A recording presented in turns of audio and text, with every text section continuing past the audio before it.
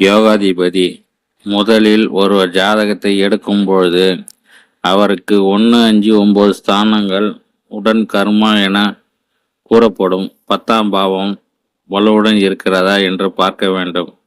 இந்த ஸ்தானத்தில் பகைவர்கள் மற்றும் பாதகாதிபதி அஷ்டமாதிபதி சேர்க்கை பார்வை பெறாமல் இருந்தால் அவர்கள் ராஜ யோகக்காரர்கள்.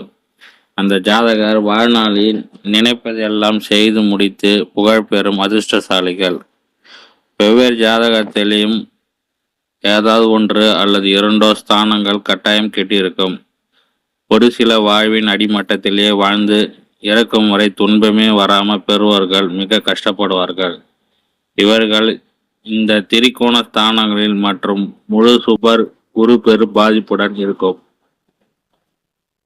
இந்த பாதிப்பு உள்ளவர்கள் குலசாமி மற்றும் முன்னோர்கள் 5, 9ஆம் பாவம் ஆசீர்வாதம் இருக்காது. திரிகோணாதிபதி வலுவாக இருந்தால் வாழ்க்கையில் துன்பம் நம் அருகில் வராது, மகிழ்ச்சியாக இருக்கும். நல்ல படிப்பு, நல்ல வேலை, அரசு பணி, உயர் பதவி அனைத்தும் கிடைக்கும். திருமண வாழ்க்கை மகிழ்ச்சியாக இருக்கும். வீடு, வாசல், வண்டி, வாகனங்கள் என அனைத்தையும் அனுபவிக்கும் யோகம் உண்டாகும். 5ஆம் பாவம் முக்கியமானது. இது குழந்தையை குறிக்கும் பாவமாகும். நம் வாழ்வின் அடுத்த தலைமுறையை என்பது முக்கியம் அல்லவா? அவருக்கு குழந்தை பாக்கியம் முக்கியத்துவம் வாய்ந்துள்ளது தான். இதுவும் ஒரு வகை DNA எனப்படும் மரபுடன் தொடர்பு பெற்றுள்ளது.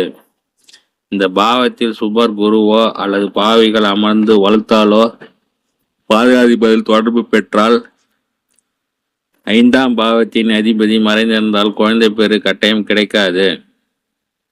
இது தவிர பூர்வ புண்ணியம் மற்றும் பாகாதிபதி லக்கணத்தோட தொடர்புடன் வலுவுடன் இருக்க வேண்டும்.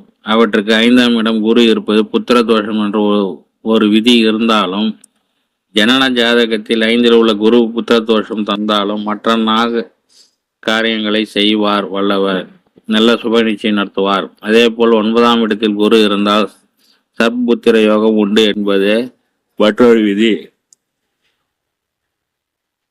9ஆம் இடத்திலே உள்ள குரு பகவான் தன்னுடைய 9ஆம் பார்வையால் 5ஆம் வீட்டை பார்த்து சற்புத்திர வாய்ப்பை தர வல்லவர்.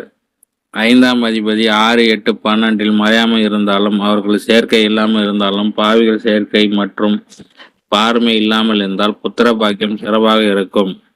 அவர்கள் வாழ்க்கை மிக சிறப்பாக முறையில் அமையும். திரிகோணாதிபதிகள் மற்றும் கர்மாக்களை வைத்து யாருடைய சாபத்தை பெற்றுகிறார் என்பதை நன்றாக தெரியும். அந்த சாபம் தொடாமல் இருக்க வேண்டும் என்றால் குழந்தைகளுக்கு அந்த கர்மாவின் பெயர் தவறுதல். குழந்தைகளுக்கு அந்த கர்மாவின் வைப்பு நிதியை தொடரவிடக்கூடாது. முக்கியமாக தம்பதி இருவருக்கும் பித்ரு சாபம், பெண் சாபம் மற்றும் பல தோஷங்கள் 1, 5, 9 தொடர்பு பெற்றால் குழந்தை அறவே கிட்டாது. இந்த ஜாதக பிறவில் அதே சாபத்தை பெறுமாறு கர்மகாரகன் மற்றும் அவயோகாரன் ஜாதகரை தூண்டுவார்கள்.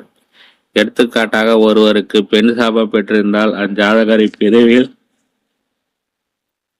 தாயை மதிக்குவதனாக, பெண் இனத்தை இழிவுபடுத்துவனாக, சகோதர சகோதரிகளை வேண்டிய நேரத்தில் உதவுவதனாக, மனைவியை மனதால் மற்றும் உடலால் துன்படுத்துவனாக, பெண் விஷயத்தில் ராட்சச குணம் உடவனாக இருப்பாள். அந்த குணம் இருக்கும் அவருக்கு. முதலில் ஜாதகரை இதை உணர்ந்து இப்பாவச் செயலை பிறவில் செய்யாதவனாக இருக்க வேண்டும். அதற்கேற்ப சாபம் விடும்படி பரிகாரமாக உதவினால் நம்மை தொடரும் கெட்ட கர்மங்கள் கூட்டுத்தொகை சிறிதளவு குறைக்கப்படும். பிறப்பு முதல் இறப்பு வரை நம்மை ஆட்டி படைக்கும் இந்த பிரம்மந்த சக்தி பஞ்சபூத தத்துவத்தின் நீர், நெருப்பு, நிலம், காற்று, ஆகாயம் அடங்கும். நம்முடைய நோக்கம் அதை சார்ந்த செயல் அனைத்தும் திரிகோணாதிபதி முடிவு செய்வார்கள். எடுத்துக்காட்டாக 1, 5, 9 காலபுருஷன் தத்துவப்படி நெருப்பு சார்ந்த அமையும். அதுக்கேற்ப அவரின் கர்மா மற்றும் தெய்வங்கள் அடங்குவார்கள்.